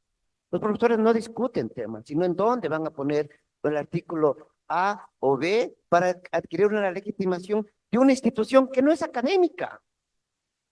Y que ha habido muchas universidades del mundo y en muchas investigaciones que muestran que quienes están financiando las revistas indexadas no son académicos, no les interesa el debate intelectual, es una forma de supresión de lo público. Y la universidad lo primero que tiene que hacer es reinventarse como un espacio público, donde podamos discutir, no estar de acuerdo, pero al mismo tiempo saber que lo que estamos diciendo no son posiciones estratégicas para tener un nombre en la academia, sino que estamos jugando una mirada sobre lo social. Una comprensión de la política implica también una postura sobre la política. Y si asumo posiciones de que la política produce mundo, estoy asumiendo que la política tiene que ver con posiciones ontológicas. Producimos realidades, y una de esas realidades es la producción de los sujetos. Pero para producir el sujeto, las instituciones se arman. O sea, pensemos en algo así muy práctico. Hemos abandonado las categorías subjetivas, semánticas del mundo de la hacienda en la actualidad, y mi respuesta es no. Hemos desplazado del mundo del agro al mundo de las instituciones estatales. Si hay un lugar donde funciona el régimen de hacienda que funcionaba en el agro, es en el mundo del Estado. Y tenemos que romper con eso, evidentemente. Luego tenemos, ¿qué hacemos con nuestras discusiones? ¿Discutimos entre nosotros o eso afecta socialmente? No tenemos, digámoslo, en Quito no tenemos un periódico. Creemos que las redes sociales nos comunican. No, las redes sociales nos comunican en el mundo, en el mismo mundo en el que estamos. Es decir, nada nuevo. Voy a escribir para que me lea mi amigo Daniel o para que me lea Patricio. Y siempre me van a leer ellos, pero no me leen nadie más. Claro, pero pero el problema de cómo las redes también te estatúan, te dan un territorio donde te vas a mover permanentemente. Ahora, ¿quién produce el sujeto?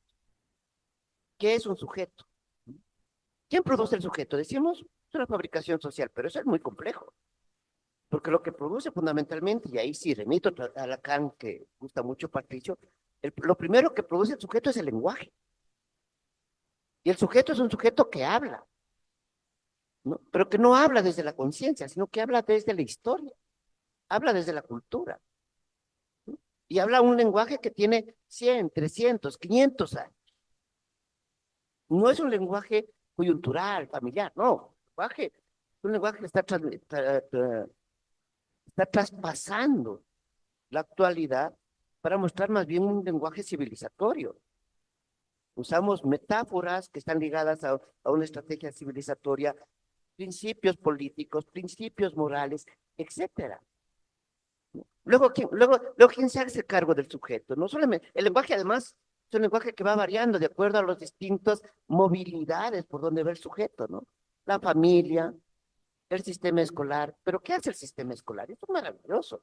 El sistema escolar le enseña, le genera al sujeto como sujeto del saber legítimo. Él debe saber lo que la sociedad necesita para reproducir y no más.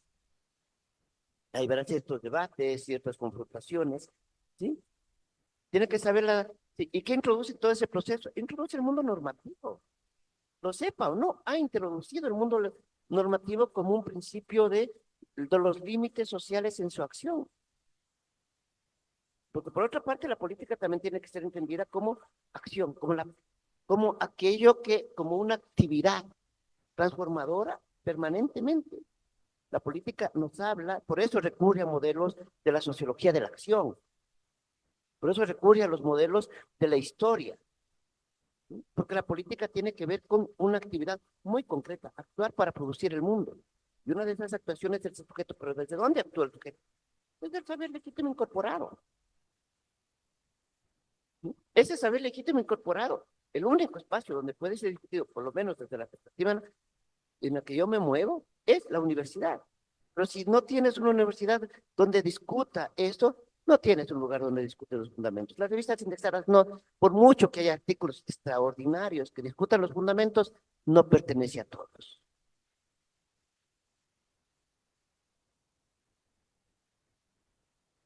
La política, a ver, la política tiene, a ver, la política tiene un ya, a ver, qué es el poder?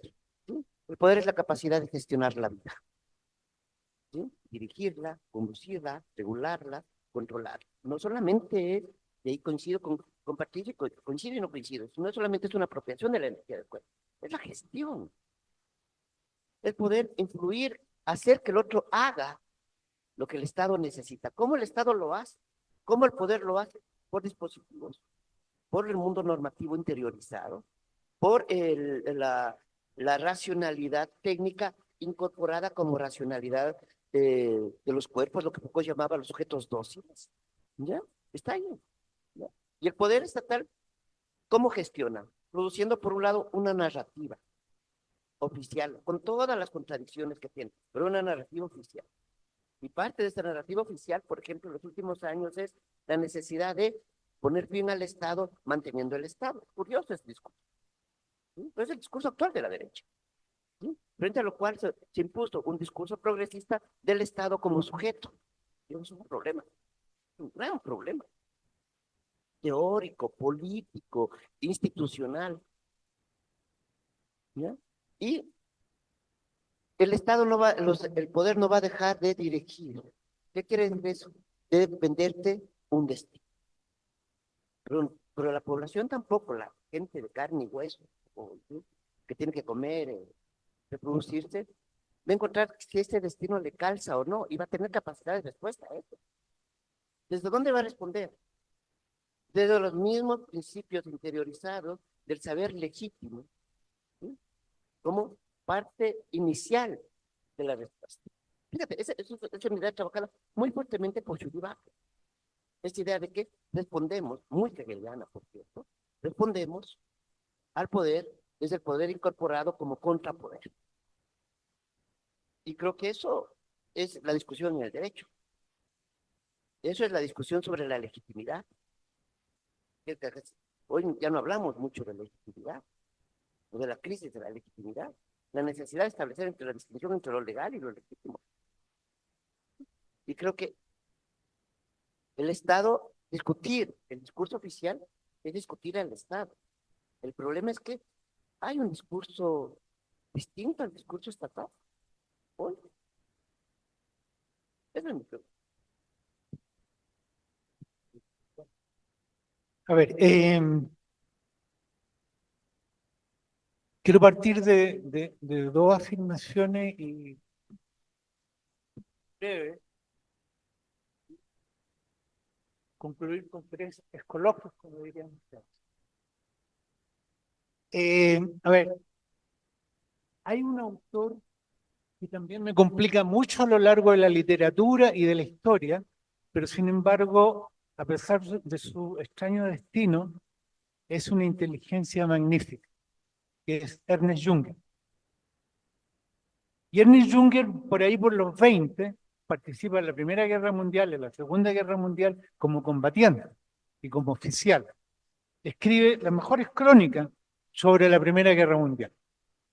Y él va a desarrollar un concepto para tratar de entender estas dos guerras de millones de muertos, bajas, etcétera, y este mundo que trabaja para la guerra que es el de movilización total.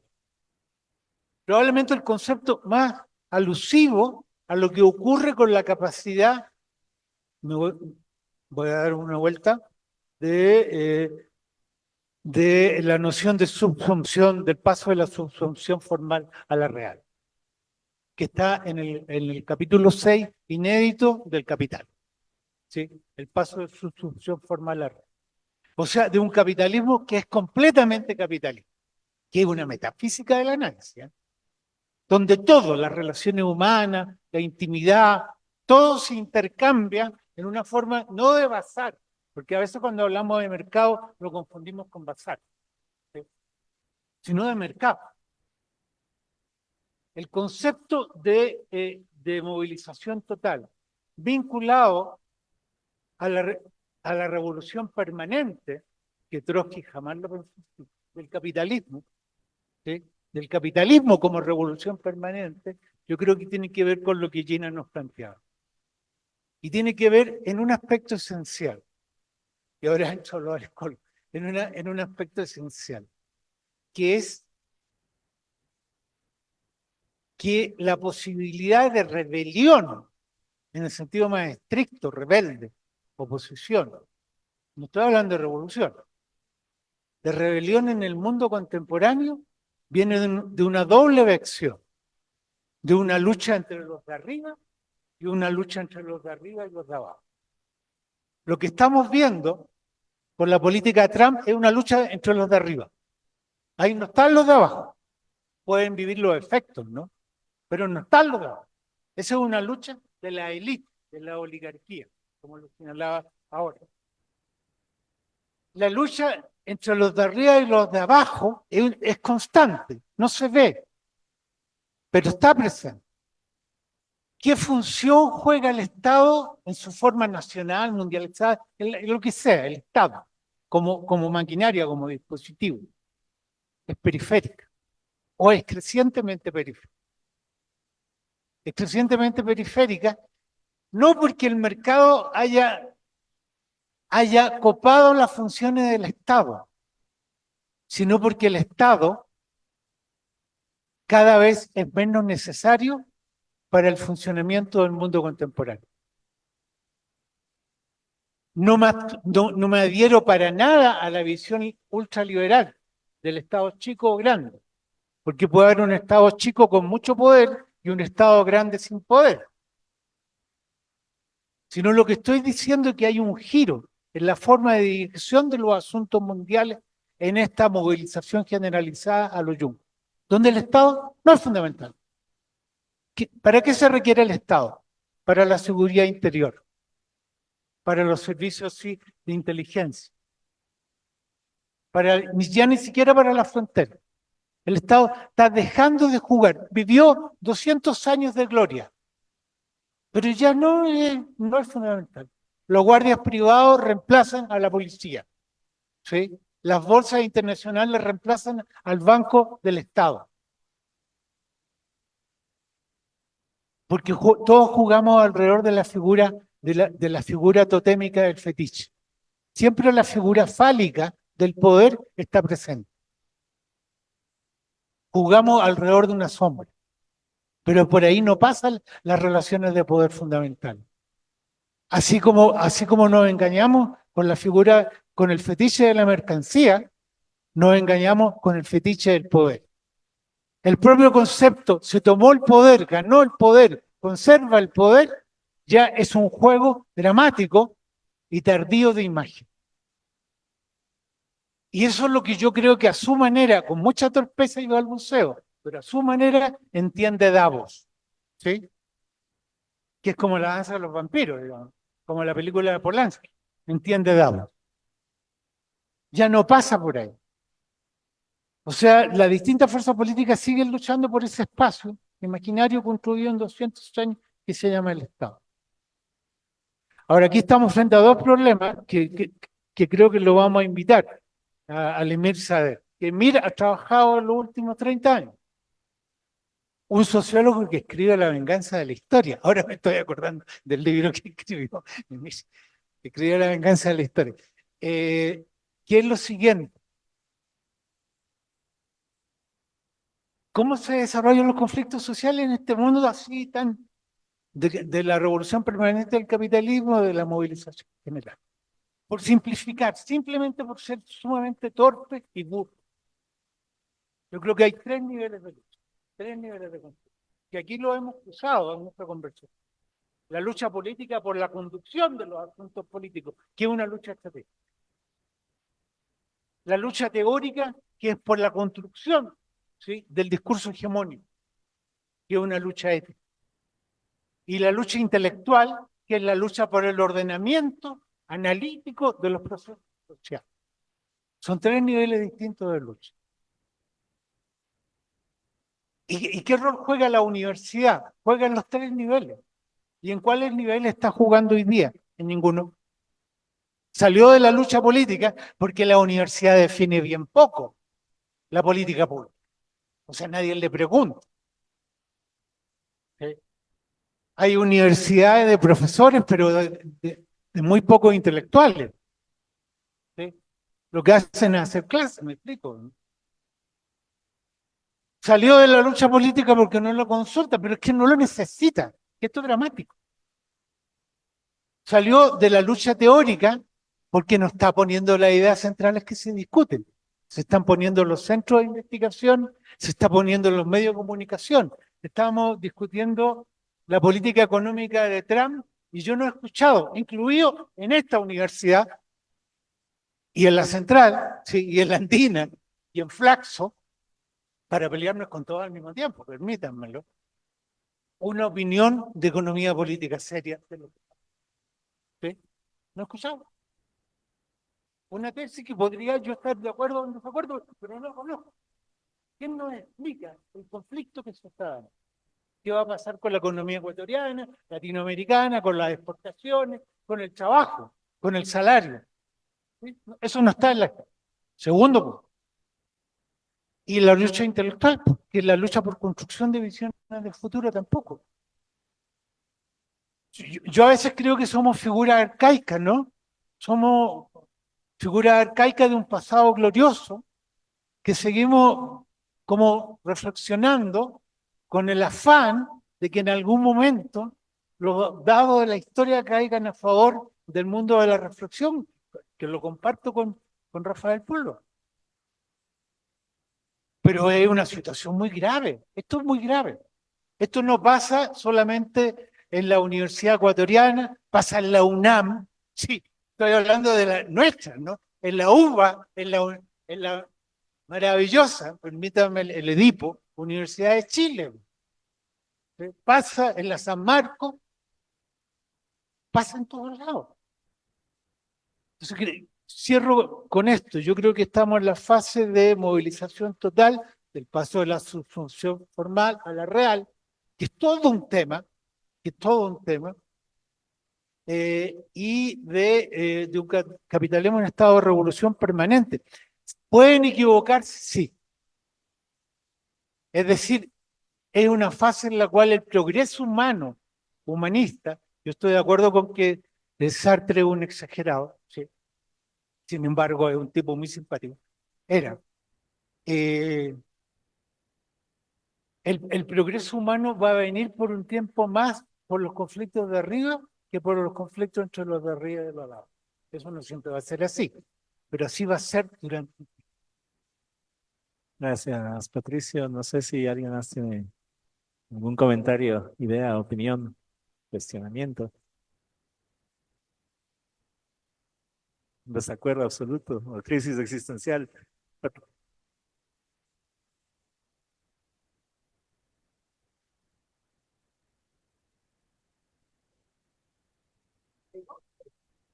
¿Está en el mismo juego?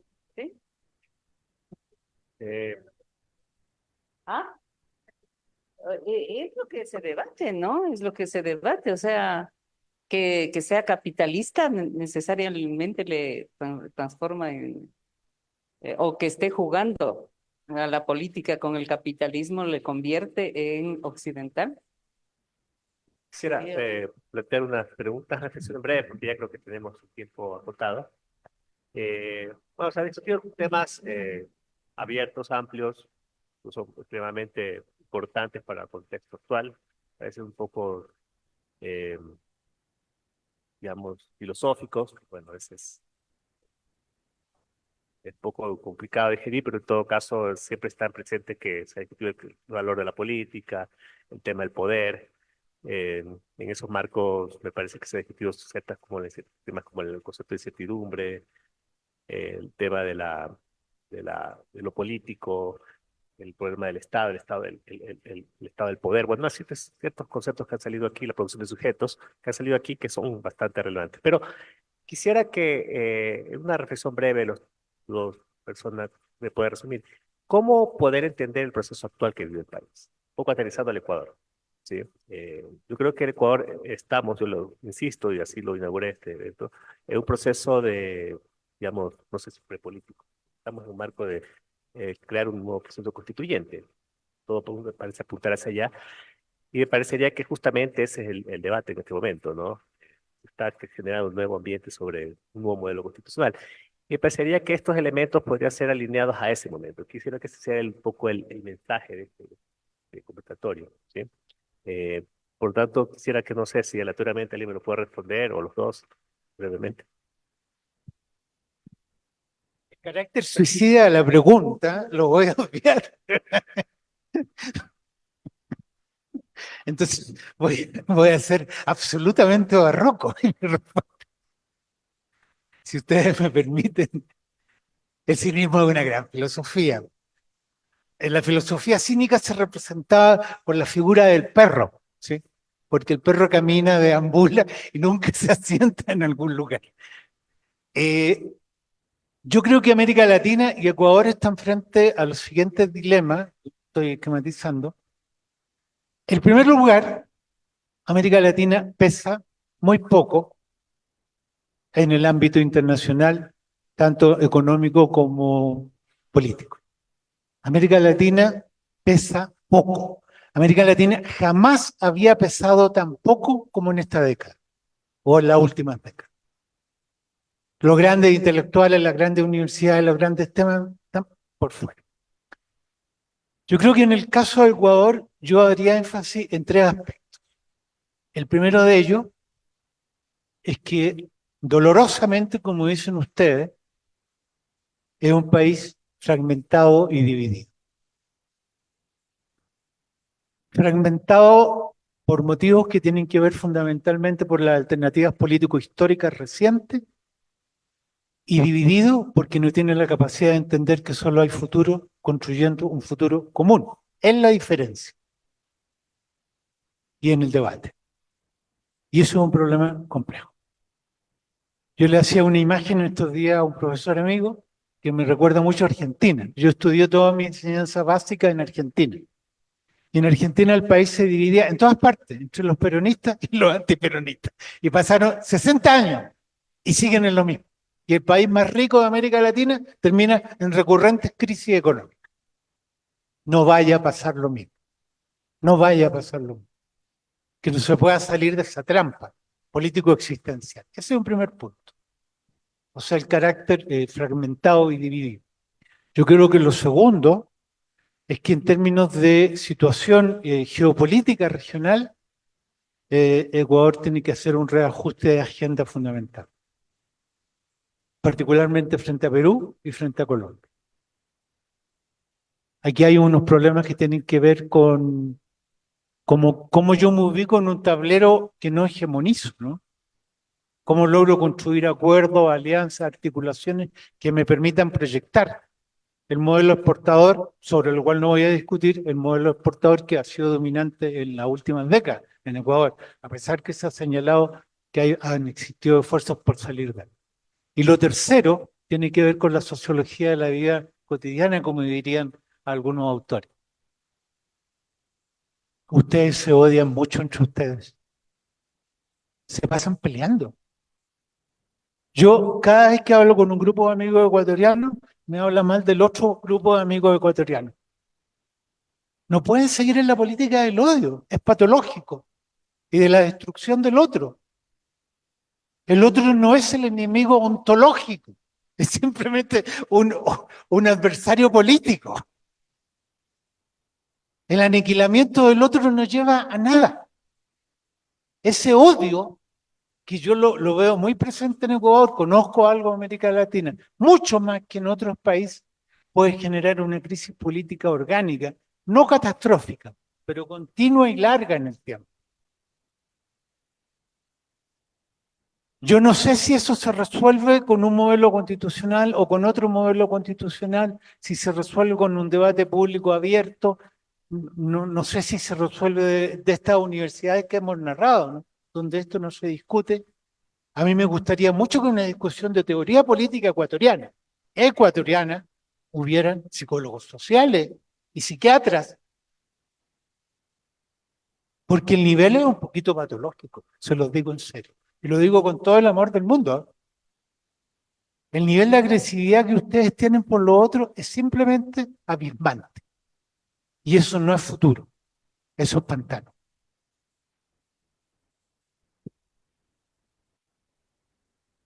Bueno, no creo que hemos llegado a niveles del fascismo cotidiano como si tuvieron Argentina, Chile, Brasil y Uruguay. No creo que estamos ahí. Creo que sí tenemos una ausencia de proyecto de país. Creo que las fuerzas políticas en los últimos 20 años se han disputado el Estado como un proyecto país. O sea, no ha sido pensar un país, una nación, ha sido tomarse un Estado y suponer fetichistamente de que el Estado es el país. Y ese es un error político muy fuerte. Por eso el Estado sujeto, por eso el Estado como maquinaria, en cualquiera de las dos versiones. Correístas, anticorreístas, el discurso hegemónico de la política en nuestro medio, que no permite comprender los otros discursos, ¿no? Las otras voces que van surgiendo, ¿sí? Y a partir de lo cual se tamiza y se homogénea. El país tiene que replantearse el rumbo, ¿sí? Vivimos una inestabilidad la última década, ¿sí? Y una inestabilidad que incluso es una inestabilidad estatal, que se presenta con mucha fuerza en las distintas políticas, especialmente en las políticas sociales, ¿sí? Una política de inversión industrial, sería bueno verla, ¿no? Cómo ahí se presenta con mucha fuerza el conflicto estatal entre lo que pueden las empresas a nivel internacional y lo que no pueden a nivel nacional. Es un conflicto muy serio y parte de la disputa política de la última contienda electoral tiene que ver con eso.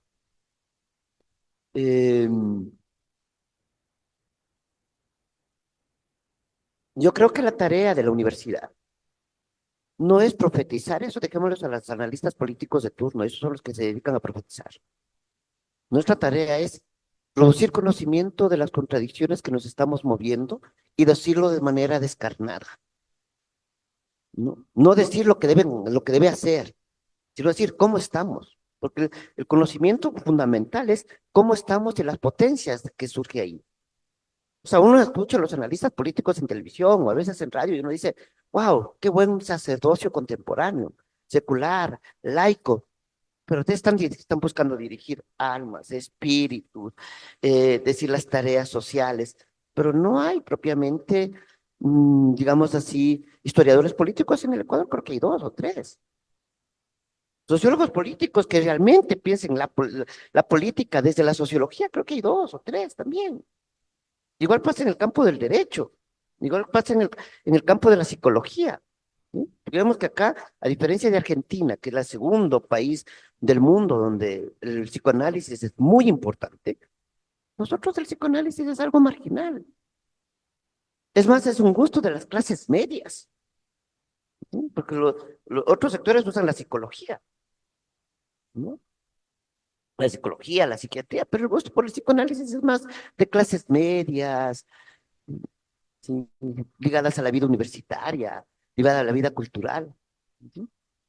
Entonces, creo que la tarea nuestra es, bueno, ¿qué pasa con la economía? Y decirlo realmente qué es lo que pasa, ¿sí?